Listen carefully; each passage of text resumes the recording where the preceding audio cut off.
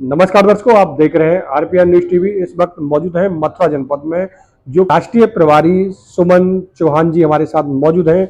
इनसे जानेंगे यहाँ पर जो मथुरा में 2 दिवसीय किसानों का जो चिंतन शिविर रखा गया है, क्या क्या समस्या यहाँ पर सुनी जाएंगी और किसानों का जो समस्या है उनका कैसे निवारण किया जाएगा। बहुत बहुत आपको शुभकामनाएं, जो कि आपने मथुरा जनपद में जो 2 दिवसीय चिंतन शिविर रखा है। जी, मेरा नाम सुमन चौहान है और मैं जय जवान जय किसान के पद पर राष्ट्रीय प्रभारी के पद पर हूँ। और हमारा आज यहाँ पर पहला दिन है राष्ट्रीय चिंतन शिविर का। तो उस पे हमारे बहुत दूर दूर से पदाधिकारी आए हुए हैं और महिलाएं भी आई हुई हैं।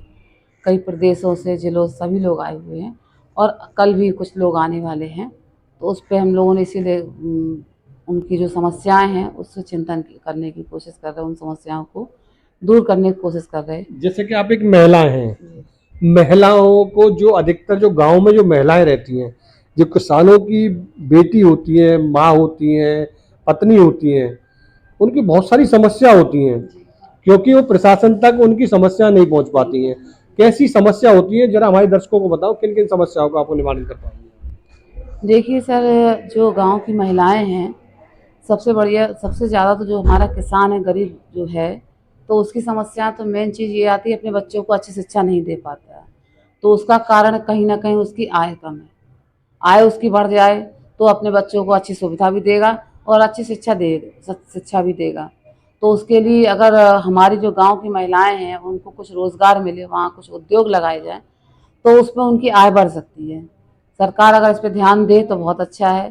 सरकार के लिए ये संभव नहीं है कि हर गांव में उनको रोजगार दे सके, लेकिन हर जिले में ऐसा कुछ प्रयास करे कि हर जिले में हर गांव की महिलाएं इकट्ठी हों। सरकार तो हर जिले में लघु केंद्र भी हैं, ग्रामीण उद्योग भी संस्था हैं, जो सबके प्रतिनिधि बैठते हैं, प्रत्येक जिले में बैठते हैं। परंतु क्या उनकी सुविधाएं जनता तक नहीं पहुंच पाती हैं क्या? नहीं पहुंच रही हैं। बहुत सारी महिलाएं ऐसी हैं जिनको जानकारी का अभाव है। जो पदाधिकारी वहां बैठा ले गए हैं वो वहां तक पहुंच नहीं पाते हैं, जो उनको उस चीज़ से जागरूक कर सकें और उनको रोजगार तक ला सकें। तो रोजगार की बात कर रहे हैं हम लोग, तो आप देख रहे होंगे कि जैसे कि प्रत्येक जगह पर प्रत्येक जिला होता है, उसमें ग्रामीण अधिकारी भी बैठते हैं और लघु केंद्र वाले अधिकारी भी बैठते हैं। तमाम सरकार की परियोजना आती है।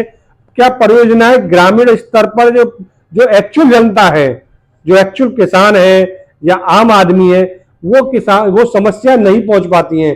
इसी वजह से इनका संगठन का नाम आपके का जय जवान जय किसान इसी वजह से रखा है आपने। जी, इसीलिए रखा गया है कि हमारे जो गांव की महिलाएं वो रोजगार तक नहीं पहुंच पा रही हैं, उनको सूचना नहीं मिल पा रही है या रोजगार से जुड़ नहीं पा रही हैं।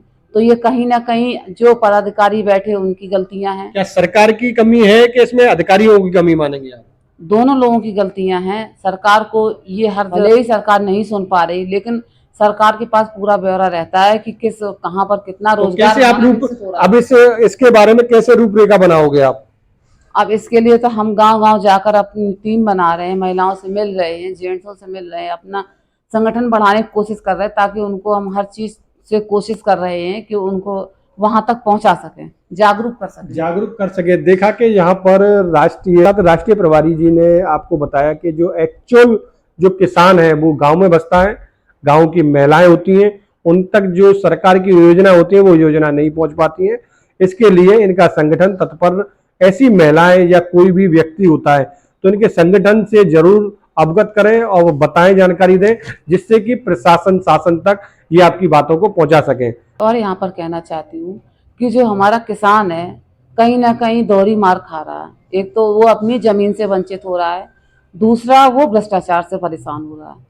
जो हमारे तहसील में, कचहरी में जो अधिकारी बैठे हुए हैं वो अपनी बात वहां तक पहुंचा ही नहीं पाते, क्योंकि उनके साथ कहीं फर्जीवाड़ा हो रहा है, कहीं रिश्वत चल रही है, कहीं घूसखोरी चल रही है, कहीं उनसे इतनी डिमांड कर ली जाती है कि उसको देने में सक्षम नहीं है। हाँ, तो मेरी सरकार से यही निवेदन है कि इस भ्रष्टाचार पर रोक लगाई जाए, ताकि जो किसान वंचित हो रहा है, किसी और की जमीन किसी और को दी जा रही है, आदमी भटक रहा, मारा मारा खून के आंसू रो रहा है, तो इस चीज़ पर रोक लगाई जाए। मेरा सरकार से निवेदन है कि इस पे उनका सहयोग किया जाए और जिसकी जो चीज़ है उसको मुहैया कराया जाए, न्याय मिल पाए। जैसे कि आपने किसानों की समस्या के लिए ये 2 दिवसीय चिंतन शिविर मथुरा में रखा गया है और आज पहला दिन था, कल दूसरा दिन रहेगा जहां में समापन होगा और जिला अधिकारियों को जाके जितने भी मंडल और अन्य अन्य जिले से अन्य राज्यों से जो किसान आए हुए हैं उनके पदाधिकारी आए हुए हैं वो यहाँ पर जाकर के ज्ञापन देंगे अपनी अपनी समस्याओं को लेकर के। मैं अपनी कवरेज को यही विराम देना चाहूंगा। मैं Chandramohan Dikshit, RPI news TV Mathura से। नमस्कार, जय हिंद, जय भारत। इस खबर को देखने के लिए आपका बहुत बहुत धन्यवाद।